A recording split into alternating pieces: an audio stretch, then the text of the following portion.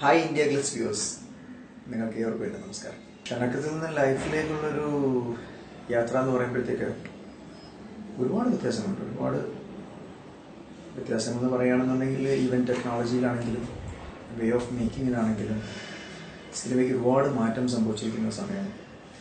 ക്ഷണക്കത്ത് എന്ന് പറഞ്ഞ സിനിമ ആ സമയത്ത് ഞാൻ ചെയ്യുമ്പോൾ എന്ന് പറയുന്നത് അന്നത്തെ കാലഘട്ടത്തിനനുസരിച്ച് ചെയ്ത പടമാണ്. അന്നത്തെ കാലഘട്ടത്തിലുള്ള പ്രണയം. ഇന്നത്തെ പ്രണയം ഒരുപാട് മാറിയിട്ടുണ്ട്. അന്നത്തെ കാലഘട്ടവും ഇന്നത്തെ കാലഘട്ടവും എടുത്തു വെച്ച് നോക്കുമ്പോഴത്തേക്ക് പ്രണയത്തിന് ഒരുപാട് മാറ്റങ്ങളുണ്ട്. കാരണം ഒരു മൊബൈൽ എന്ന് പറയുന്ന മാധ്യമം, അല്ലെങ്കിൽ കമ്പ്യൂട്ടർ, ഇന്റർനെറ്റ്, എവിടെ പോയാലും നമുക്ക് നെറ്റ് കണക്ഷൻ നമ്മുടെ മൊബൈലിലുണ്ട്. ഇപ്പോഴത്തെ കാലത്ത് പ്രണയിക്കുമ്പോൾ ഈസിയാണ് കുറച്ചുകൂടെ.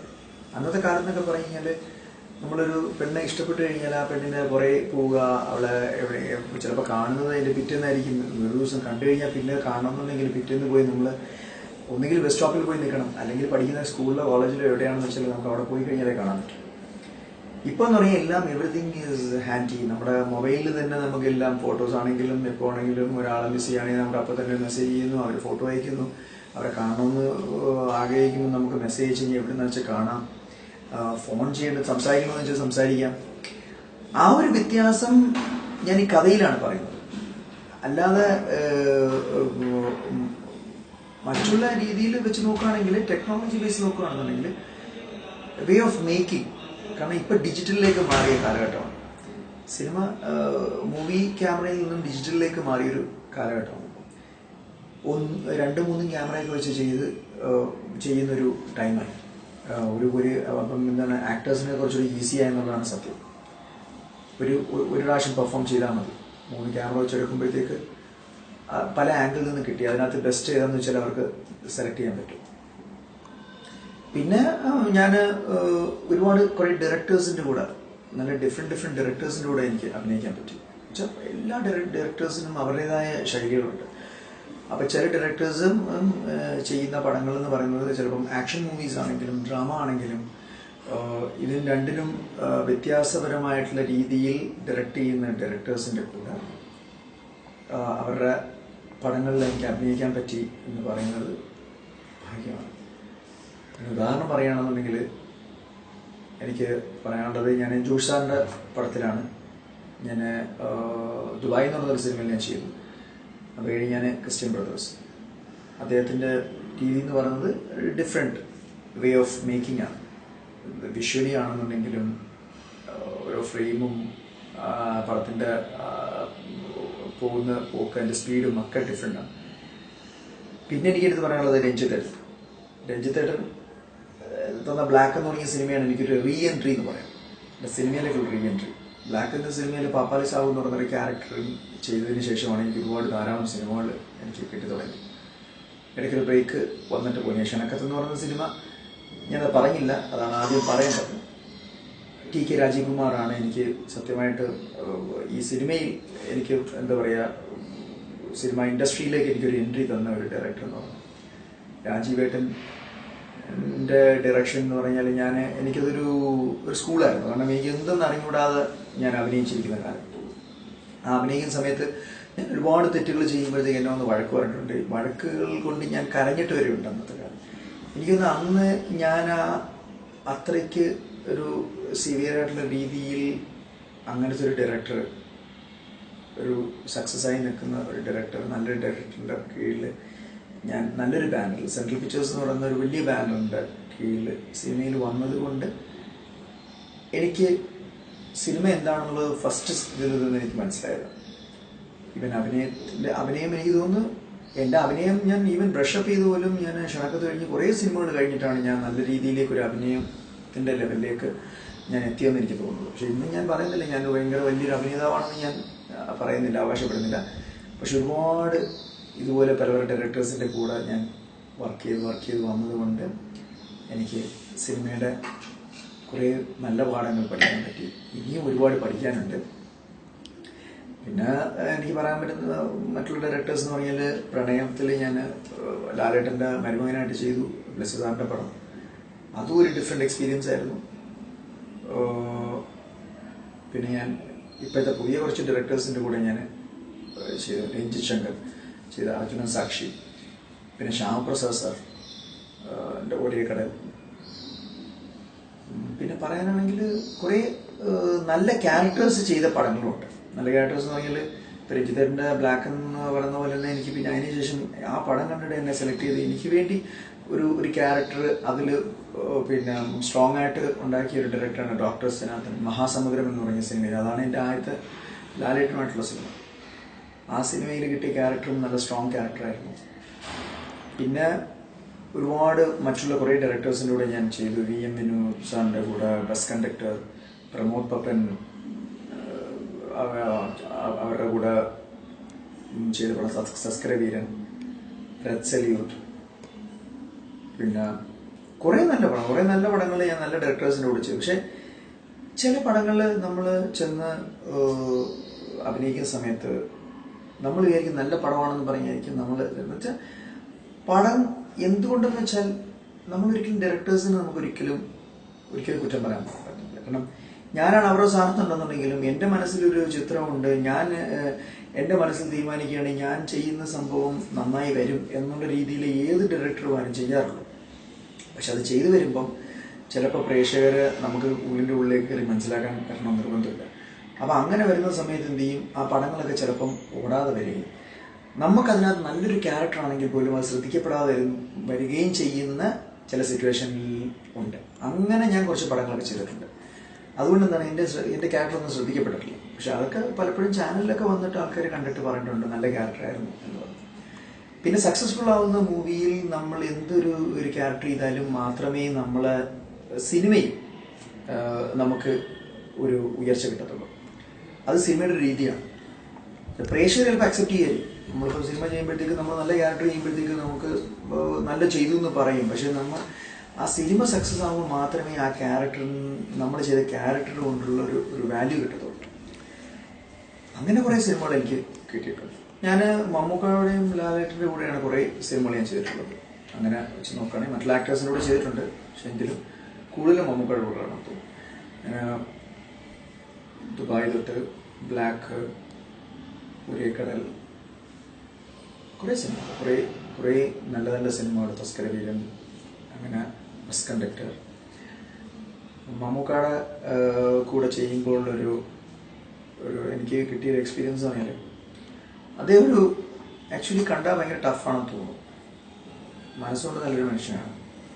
നമുക്ക് തോന്നും ഭയങ്കര പുള്ളിക്കൊരു മൂഡുണ്ട്. ആ മൂഡിനനുസരിച്ചായിരിക്കും ചിലപ്പോൾ ചിലപ്പോൾ കൺവേ ചെയ്യുന്നത്, ചിലപ്പം പക്ഷെ ഒരു ലൈക്ക് എ ബ്രദർ എപ്പോഴും നമ്മൾ കെയർ ചെയ്യുന്ന ഒരു കൂട്ടത്തിലുള്ളൊരു ആളാണ്. അത് എനിക്ക് മനസ്സിലാക്കാൻ പറ്റിയത് തസ്കരവീരൻ എന്ന് പറയുന്ന സിനിമയിൽ ഒരു ഫൈറ്റ് സീൻ എടുത്തുകൊണ്ടിരിക്കുന്ന സമയത്ത് ഫൈറ്റിൽ മാഫിയ ശശിയേട്ടൻ എൻ്റെ അടുത്ത് പറഞ്ഞ ഒരു സീനുണ്ട്. ഇങ്ങനെ വലിക്കുന്ന സമയത്ത് ഒരു ജീപ്പിൽ നിന്ന് നേരെ പോയിട്ട് താഴെ പോയിട്ട് വീഴുന്നൊരു സീനാണ്. അപ്പം ബെഡിട്ടുണ്ട് താഴെ. പക്ഷെ സംഭവം എന്ന് പറഞ്ഞാൽ ഞാനൊരു കുറച്ചൊരു ചെറിയ വിൻഡോ, ആ വിൻഡോയുടെ ഇടയിൽ കൂടെ വേണം ഞാൻ ചാടാനായിട്ട്. അപ്പോൾ ഒന്ന് മാറിക്കഴിഞ്ഞാൽ എൻ്റെ തലയോ എവിടെയെങ്കിലും ഇടിച്ചാൽ പ്രശ്നമാണ്. അപ്പോൾ ഞാൻ ഒന്നുമില്ല, ഞാനിങ്ങനെ നോർമലി നമ്മൾ ചാടുന്ന രീതിയിലേക്ക് പിടിച്ചു വലിക്കുമ്പോൾ അങ്ങോട്ട് വീഴുന്ന ഒരു സംഭവം. പക്ഷെ അപ്പം നമുക്ക് അപ്പോൾ തന്നെ അത് നിർത്തിച്ചിട്ട് പറഞ്ഞെന്ന് പറഞ്ഞാൽ അവന് പലകയിട്ട് കൊടുത്തിട്ട് അവനെ സ്ലൈഡ് ചെയ്തെടുക്കണം. എന്തെങ്കിലും സംഭവിച്ചു കഴിഞ്ഞാൽ എന്ത് ചെയ്യും എന്നൊരു ചോദ്യം അവിടെ ഉണ്ടായി. അവനെന്തെങ്കിലും സംഭവിച്ചു കഴിഞ്ഞിട്ട് പറഞ്ഞിട്ട് കാര്യമുണ്ട് എന്ന് പറഞ്ഞിട്ട് അങ്ങനെ ശശിയേട്ടൻ പലക ഇട്ടിട്ട് എൻ്റെ അടുത്ത്, പക്ഷെ ശശിയേട്ടൻ മലപ്പുറം ചെയ്തതല്ല, എൻ്റെ അടുത്ത് ചെയ്യാമെന്ന് ചോദിച്ചപ്പോൾ ഞാൻ ധൈര്യമായിട്ട് ചെയ്യാമെന്ന് പറഞ്ഞു. പക്ഷെ അപ്പോഴും പുള്ളി പറയാം അവൻ ചെയ്യാമെന്ന് പറഞ്ഞാലും നമ്മൾ പ്രിക്കോഷൻ എടുക്കണം. അതെനിക്ക് തോന്നുന്നത് ഒരു ഇത്രയും വലിയൊരു നടൻ നമ്മളെ അങ്ങനെ രീതിയിലൊരു കെയർ ചെയ്യുക എന്ന് പറയുമ്പോഴത്തേക്ക് അതൊരു വലിയ സന്തോഷകരമായ സിറ്റുവേഷനാണ്. അതെനിക്കൊരിക്കലും മറക്കാൻ പറ്റാത്തൊരു അനുഭവമായിരുന്നു മമ്മൂക്കയിൽ നിന്ന് കിട്ടിയത്. ലാലേട്ടനെ കുറിച്ച് പറയുകയാണെന്നുണ്ടെങ്കിൽ വളരെ കൂളായിട്ടുള്ളൊരു ആക്ടർ. നമുക്ക് ലൊക്കേഷനിൽ കഴിഞ്ഞാൽ വളരെ ഫ്രണ്ട്ലി, എപ്പോഴും നമ്മൾ കൂടെ ചേർന്നിട്ടിരുന്ന് കഴിഞ്ഞാൽ നമ്മുടെ കൂടെ പല കാര്യങ്ങളും ചോദിക്കാം, നമ്മൾ പറയുന്ന എന്ത് വിഷയത്തിലും നമ്മുടെ കൂടെ ഒന്ന് സംസാരിക്കാം. വളരെ കൂൾ കാര്യം. ഒരു പ്രത്യേക എനർജിയാണ് പുള്ളിയുടെ കൂടെ ഇരിക്കുമ്പോൾ നമുക്ക് കിട്ടുന്നത്. കാരണം ഒരു ഡിഫറെൻറ്റ് കൈൻഡ് ഓഫ് ഒരു എനർജി നമുക്ക് എപ്പോഴും ഉണ്ടാക്കി തരുന്ന ഈ സംസാരിക്കുന്ന രീതിയാണെങ്കിൽ സീരിയസ് ആയിട്ടാണ് പറയുന്നത് പോലും നമുക്ക് ചിരി വരുന്ന രീതിയിലുള്ള നർമ്മത്തിലൂടെ സംസാരിക്കുന്ന ഒരു ആക്ടർ. ബട്ട് എനിക്ക് പുള്ളിയുടെ നിന്നും എനിക്കൊരു അനുഭവം ഉണ്ടായെന്ന് പറഞ്ഞാൽ, നല്ലൊരു അനുഭവം ഉണ്ടായെന്ന് പറഞ്ഞാൽ, മഹാസമുദ്രം എന്ന് പറയുന്ന സിനിമയിൽ ഞാൻ അഭിനയിക്കുമ്പം എൻ്റെ കാലിൻ്റെ ലിഗമെന്റ് പൊട്ടിയിട്ട് എനിക്ക് 3 മാസം കിടപ്പിലായിട്ട് വന്നു. എന്തോ ഒരു ഭാഗ്യം കൊണ്ട് ആ സമയത്താണ് ലാലേട്ടൻ്റെ കീർത്തിചക്ര അഭിനയിക്കാൻ പോകുന്നത്. ആ കീർത്തിചക്ര അഭിനയിക്കാൻ പോകുന്നത് കൊണ്ട് മാത്രമാണ് എനിക്ക് വീണ്ടും മഹാസമുദ്രത്തിൽ അതിന്റെ ബാലൻസ് ചെയ്യാൻ പറ്റിയത്. അല്ലാതെ ആ സിനിമ കണ്ടിന്യൂ ചെയ്യുന്ന ഒരു സിറ്റുവേഷൻ ആയിരുന്നെങ്കിൽ എന്നെ മാറ്റേണ്ടി വന്നില്ല. കാരണം 3 മാസം എനിക്ക് കിടപ്പിലായി പോയൊരു സിറ്റുവേഷൻ ആയിരുന്നു. സിറ്റുവേഷൻ വരാൻ കാരണം ഫൈറ്റിൽ എന്റെ കൂടെ നിന്ന് ചെയ്ത ആള് ചെയ്ത ഒരു അബദ്ധത്തിലാണ് പറ്റിപ്പോയത്. ഇത് കഴിഞ്ഞ് ഞാൻ തിരിച്ചു 3 മാസം കഴിഞ്ഞ് വീണ്ടും അത് റീഷൂട്ട് ചെയ്യുമ്പോൾ, റീഷൂട്ടല്ല അടുത്ത ഷെഡ്യൂളിലേക്ക് വീണ്ടും ഷൂട്ട് തുടങ്ങുമ്പോൾ എന്നെ എപ്പോഴും മനസ്സിൽ വെച്ചിട്ട് എൻ്റെ അടുത്ത് ചോദിക്കും, കാലെങ്ങനെയുണ്ട്, കാല് സൂക്ഷിക്കണം, കാല് സൂക്ഷിക്കണം എന്ന് പറയും. അപ്പോൾ ഏതൊരു സീൻ ഇതുപോലെ എടുക്കുന്ന സമയത്ത് പുള്ളി പറയുകയും ചെയ്ത്, പുള്ളിയുടെ കാല് പ്രശ്നമാണല്ലോ, അപ്പോൾ നമുക്ക് ചെയ്യാൻ പറ്റുമോ എന്ന് ചോദിച്ചിട്ട് അത് എനിക്ക് സൗകര്യം എന്നുള്ള രീതിയിലേക്ക് ആ ഒരു സീൻ മാറ്റിയ ഒരു അനുഭവം എനിക്ക് ഉണ്ടായിട്ടുണ്ട്. അപ്പൊ ഒരു കാര്യം മനസ്സിലാക്കേണ്ടതെന്ന് പറഞ്ഞാൽ, എല്ലാ ആക്ടേഴ്സും നമ്മൾ പൊതുവെ പുറമെ കാണുമ്പോൾ എല്ലാവരും പറയും ജാടയാണ്, ഭയങ്കര പ്രശ്നമൊക്കെയാണെന്ന്. പക്ഷെ ഇവരുടെ ഉള്ളിലൊക്കെ നന്മകളുണ്ട്. കാരണം ആസ് എൻ ആക്ടർ എന്ന് പറയുമ്പോൾ നമ്മൾ കുറച്ചൊന്ന് പോപ്പുലർ ആയി കഴിയുമ്പോഴത്തേക്ക് നമുക്ക് കുറേ ടെൻഷൻസ് ആണ്. കാരണം എപ്പോഴും ഫോൺ കോൾസ് അല്ലെങ്കിൽ ആൾക്കാർ മീറ്റ് ചെയ്യാൻ വരുന്നു, ഇങ്ങനെയൊക്കെ ഇരിക്കുമ്പോഴത്തേക്ക് ഈ നമ്മൾ ഒരു നോർമൽ പേഴ്സൺ ആയിരിക്കുന്ന ഒരാൾക്ക് പോലും ഈ ഒരു ലെവലിലേക്ക് എത്തുമ്പം അവരും ഈ ലെവലിൽ തന്നെ ആയിരിക്കും. ചിലപ്പോൾ ഒരാളൊന്ന് സംസാരിക്കും, ചിലപ്പോൾ മൈൻഡ് ചെയ്യാൻ പറ്റിയില്ലെന്ന് വരും. മനഃപൂർവ്വം മൈൻഡ് ചെയ്യാത്തതല്ല, അവരുടെ മനസ്സിൽ പല കാര്യങ്ങൾ ഓടിക്കൊണ്ടിരിക്കുമ്പോഴായിരിക്കും നമ്മൾ പോയി സംസാരിക്കുന്നത്. അപ്പൊ അവർ സംസാരിക്കുമ്പോൾ നമുക്ക് തോന്നും ഇവർ ജാട കാണിക്കുകയാണ്, അല്ലെങ്കിൽ ഇവർ സംസാരിക്കുന്ന രീതി ശരിയല്ല. ചിലപ്പം നമ്മൾ ചിലപ്പം സംസാരിക്കുന്ന ടോണിലൊക്കെ എന്തെങ്കിലും പ്രശ്നം വരാം, അവർ പലതും ചിന്തിച്ചുകൊണ്ടിരിക്കുന്ന സമയം. പക്ഷെ ഇവരൊക്കെ നിങ്ങൾ കാര്യം മനസ്സിലാക്കണമെന്ന് പറഞ്ഞാൽ, ഇവരൊക്കെ നമ്മളെ പോലെ മനുഷ്യരാണ്, നന്മയുള്ളവരാണ്. അവരെയൊക്കെ നമ്മൾ കൂടുതൽ അടുത്ത് കഴിയുമ്പോഴേ നമുക്കിവരെ മനസ്സിലാക്കാൻ പറ്റുള്ളൂ. അതാണ് എനിക്ക് ഈ 2 ആൾക്കാരിൽ നിന്ന് എനിക്ക് മനസ്സിലാക്കാൻ പറ്റിയത്. പിന്നെ സുരേഷേട്ടൻ്റെ കൂടെ ഞാൻ അഭിനയിച്ചിട്ടുണ്ട്, സഹസ്രത്തിൽ അഭിനയിച്ചിട്ടുണ്ട് പോലീസ് ഓഫീസറായിട്ട്. നല്ല എനിക്ക് പല സീൻസിലും എനിക്ക് പോലീസ് ഓഫീസർ എന്ന് പറയുന്ന ഒരു വേഷം സുരേഷേട്ടൻ ഒരുപാട് ചെയ്തുകൊണ്ട് അതിനെക്കുറിച്ച് ഒരുപാട് അറിയാവുന്നതുകൊണ്ട് എനിക്ക് പല കാര്യങ്ങളും എനിക്ക് പറഞ്ഞു തന്നു. എൻ്റെ വേ ഓഫ് ആക്ടിങ് എങ്ങനെ ചെയ്യണം, ഈ പോലീസ് ഓഫീസർ ചെയ്യണം എന്നുള്ളത്. അപ്പം അങ്ങനെയൊക്കെ എനിക്ക് ഒരുപാട് നല്ല കാര്യങ്ങൾ ഇവരിൽ നിന്നും എനിക്ക് പഠിക്കാൻ പറ്റിയിട്ടുണ്ട്. എൻ്റെ ഫാമിലി, വൈഫിൻ്റെ പേര് സബിത, മകൻ്റെ പേര് എയ്ഡൻ. ഞങ്ങള് ആക്ച്വലി എറണാകുളത്താണ് സെറ്റിൽ ചെയ്തിരിക്കുന്നത്. അല്ലാതെ എൻ്റെ കുടുംബത്തെ കുറിച്ച് പറയുകയാണെങ്കിൽ, എൻ്റെ കുടുംബം എന്ന് പറഞ്ഞാൽ എൻ്റെ ഫാദർ, മദർ, 3 ബ്രദേഴ്സ്, ഒരു സിസ്റ്റർ. പിന്നെ ബേസിക്കലി ഞാൻ കരുനാഗപ്പള്ളി എന്ന് പറയുന്ന സ്ഥലത്താണ് വന്നിരിക്കുന്നത്. അവിടെയാണ് എൻ്റെ ഹോം ടൗൺ. പിന്നെ ഞാൻ കഴിഞ്ഞ കുറേ വർഷങ്ങളായിട്ട് എറണാകുളത്ത് വന്ന് സിനിമയുമായിട്ട് വന്ന് ഇവിടെ വന്ന് സെറ്റിലായി. ഒരു 10-15 വർഷമായിട്ട് ഞാൻ എറണാകുളത്താണ് സെറ്റിൽ ചെയ്തത്. ലൈഫ് എന്ന് പറയുന്ന സിനിമ എനിക്ക് ഒരിക്കലും മറക്കാൻ പറ്റത്തില്ല. ആദ്യത്തെ പടം നായകനായിട്ട് വന്നതുപോലെ തന്നെയാണ് എൻ്റെ രണ്ടാമത്. ഞാൻ എത്രയോ പടങ്ങൾ ക്യാരക്ടർ റോൾസ് ഒക്കെ ചെയ്ത് വന്ന് ലാസ്റ്റ് ഞാൻ ചെയ്ത പടമാണ് ലൈഫ് എന്ന് പറയുന്ന സിനിമ.